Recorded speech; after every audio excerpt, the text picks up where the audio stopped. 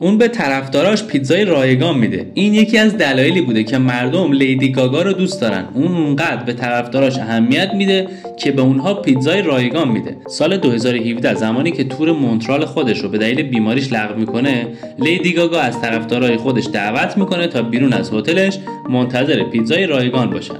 اگه میخواین با داستان زندگی این خانم برجسته آشنا بشین، تا انتهای این ویدیو همراه من باشین. استفانی جوان آنجلینا جرمانوتا که با نام هنری لیدی گاگا شناخته شده، خواننده و بازیگر آمریکاییه. لیدی گاگا توی تاریخ 28 مارس 1986 که معادل 8 فروردین 1365 خودمون میشه، توی منطقه منهتن توی شهر نیویورک به دنیا میاد. لیدی گاگا به لباسای پرزرق و برق و آثار نامرسوم و بحث برانگیزش خیلی معروفه. والدین لیدی گاگا اصالت ایتالیایی دارن. مادرش سینتیا لوئیس که یه خیر و مدیر کارآفرینه و پدرش هم جوزف جرمانوتا که یه کارآفرین اینترنتیه. لیدی گاگا یه خواهر کوچیکتر هم به اسم ناتالی هم داره که توی دنیای مد و فشن فعالیت میکنه. لیدی گاگا توی مصاحبه‌ای گفته که والدینش از یه خانواده سطح پایین هستن و برای همه چیز خیلی سخت کار کردن. از سن 11 سالگی هم به مدرسه دخترانه و کاتولیک رفته. گاگا خودش رو زمانی که به دبیرستان میرفته به عنوان یه دختر خیلی درسخون و خیلی متعهد و همچنین خیلی منظم و کمی هم نامطمئن توصیف کرده و خودش رو یه وسیله ناجور میدونسته که به خاطر غیر عادی بودنش مسخره میشده. از سن 4 سالگی هم به اصرار مادرش شروع به پیانو زدن میکنه. از زمان بچگیش به کلاس‌های پیانو میرفته و خیلی هم تمرین میکرده و همچنین تو این کلاس‌ها یاد میگیره که موسیقی رو با گوشش یاد بگیره به جای اون که از روی کاغذ نوت‌ها بخواد بخونه. و همچنین توی دوران نوجوانیش شبها توی کلاب‌ها و رستوران‌ها پیانو میزده. گاگا به مدت 10 سال هم توی مؤسسه فیلم و تئاتر لی استراسبرگ دوره‌های بازیگری متد رو میگذرونه. بازیگری متد در واقع نوعی فن تربیت بازیگره که توی اون هنرمند خودش رو به جای شخصیت داستان قرار میده و مدتی باهاش زندگی میکنه.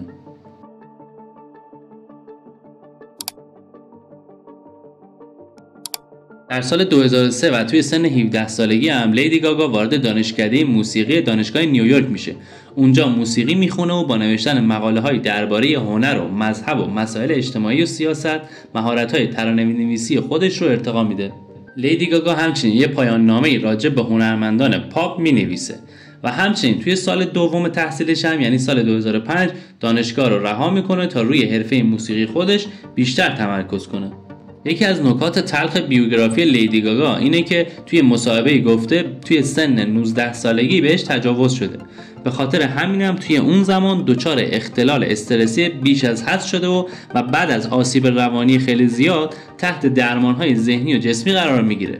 همچنین لیدی گاگا توی ادامه گفته که حمایت دکترا و خانواده و دوستاش توی این اتفاق بهش کمک کرده که خودش رو درمان کنه و سلامت روان خودش رو بهبود بده.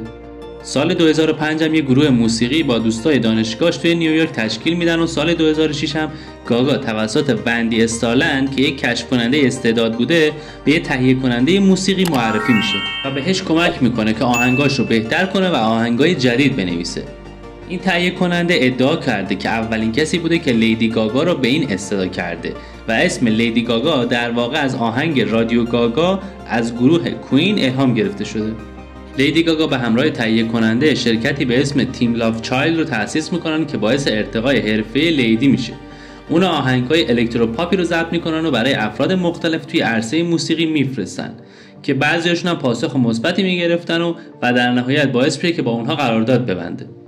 بعد از اونم لیدی گاگا با هنرمندی به اسم لیدی استارلایت آشنا میشه که کمکش میکنه روی صحنه عملکرد بهتری داشته باشه که هر دوتاشون توی کلاب‌های مختلف با هم اجرا میکردن و سال 2007 هم توی فستیوال موسیقی شرکت میکنن.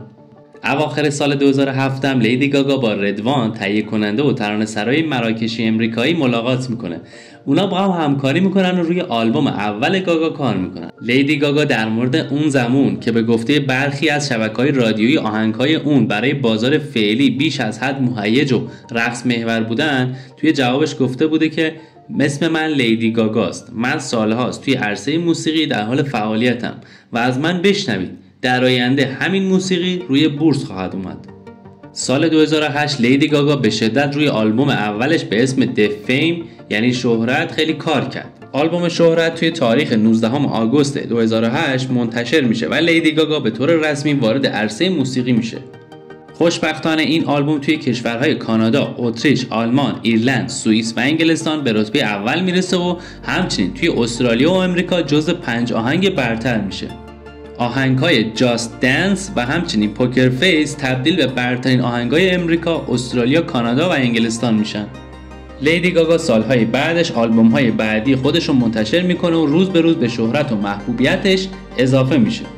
توی بیوگرافی لیدی گاگا میخونیم که قسمت زیادی از زندگیش رو توی بازیگری گذرونده، اما سرانجام با بازی توی سریال امریکن هارر استوری به هدف خودش دست پیدا میکنه.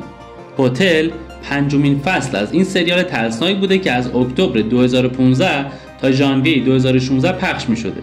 توی این سریال لیدی گاگا نقش صاحب یک هتل رو به اسم الیزابت رو بازی کرده که در واقع یک خونه‌آشام بسیار خطرناکه و در فصل 6 این سریال نقش جادوگر رو بازی میکنه.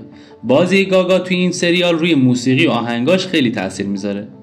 تجربه بعدی بازیگری لیدی گاگا سال 2018 و با بازی توی فیلم A Star Is Born بوده که گاگا توی این فیلم نقش خواننده‌ای رو به اسم الی بازی میکنه. موضوع این فیلم هم داستان رابطه عاشقانه بین الی و خواننده مشهور به اسم جکسون مین بوده که این فیلم برای اولین بار توی 75مین جشنواره بین‌المللی فیلم ونیز توی آگوست 2018 به نمایش در میاد و توی سراسر جهان روی پرده سینماها میره. اما قبل از اینکه بریم سراغ جوایز و افتخارات لیدی گاگا ازت میخوام که برام کامنت کنی تا این لحظه کدوم قسمت از زندگی این خانم برجسته برات جذاب بوده.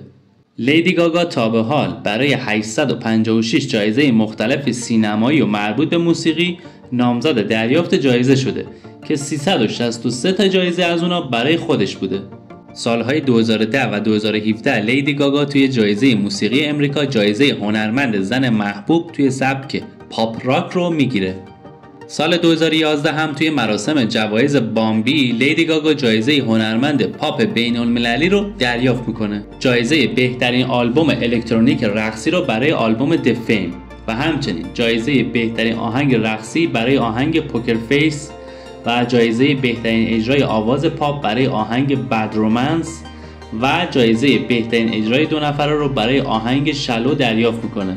به علاوه این که سال 2009 برای جایزه MTV لیدی گاگا جایزه بهترین هنرمند تازه بین‌المللی و جایزه بهترین آهنگ سال رو هم برای آهنگ پوکر فیس دریافت میکنه. لیدی گاگا توی مسیر زندگیش از افراد زیادی تاثیر گرفته، افرادی مثل مادونا خواننده امریکایی، مایکل جکسون و همچنین خواننده گروه کوین فردی مرکوری و همچنین گریس جویس خواننده و مدل امریکایی.